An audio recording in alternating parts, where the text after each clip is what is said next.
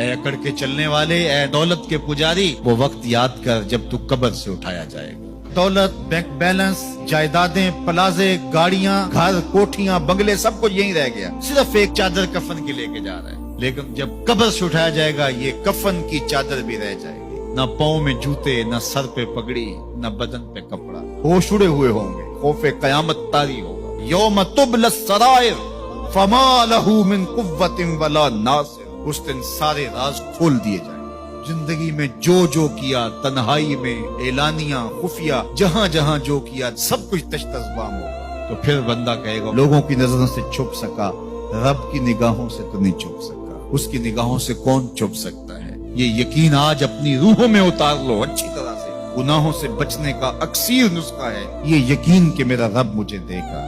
یہ یقین جب روح میں جم جائے، خیالوں میں اتر جائے، پھر بند کوٹڑی میں بھی جرم نہیں ہو سکتا۔